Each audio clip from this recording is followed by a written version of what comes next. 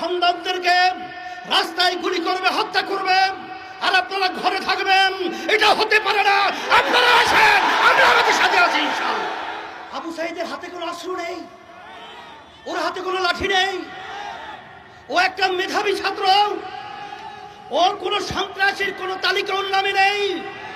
সেখানে ঠান্ডা মাথায় ওর বুকের ভিতরে একটা নয় কয়েকটা গুলি করে পাখির মতো লুকিয়ে ফেলে হয়েছে।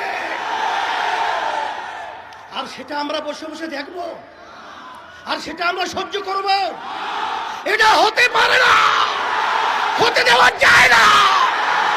এর প্রতিবাদে রাস্তায় নামতে হবে। খুনিদের বিচার বাংলার জমিনে করতেই হবে। শুধু তাই না, তাদের বক্তব্যের কারণে আজকে এই হত্যাযজ্ঞ বাংলাদেশে ঘটেছে। আপনারাই আপনাদের সন্ত্রাসীদেরকে উস্কিয়ে দিয়ে আমার নিরীহ ছাত্রদের উপরে, ছাত্রীদের উপরে গুলি করে, রান্না চালিয়ে, তাণ্ডব চালিয়ে বাংলার ইতিহাসকে কলঙ্কিত করেছে। আমরা এই দেশের মাটিতে জন্মগ্রহণ করেছি, আমরা এই দেশের সন্তান, আমরা এ দেশেই থাকব। সন্ত্রাসীদেরকে বাংলার জমিন থেকে উৎখাত করে ছাড়বো ইনশাআল্লাহ। হকের সকলকে আহ্বান করব, আসেন আজকে বুদ্ধিজীবী, শিক্ষাজীবী, রাজনৈতিক যত পেশার নেশা যারা আমরা বাংলাদেশে বসবাস করি, আমরা এই অন্যায়ের বিরুদ্ধে, এই অন্যায়ের হত্যার প্রতিবাদে, এই জালিমদের বিরুদ্ধে একসঙ্গে যদি ঝাঁপিয়ে পড়ি, ওরা বাংলার জমিনে থাকার সুযোগ পাবে না ইনশাআল্লাহ। এই আহ্বান আমি সকলকে করছি, আসেন।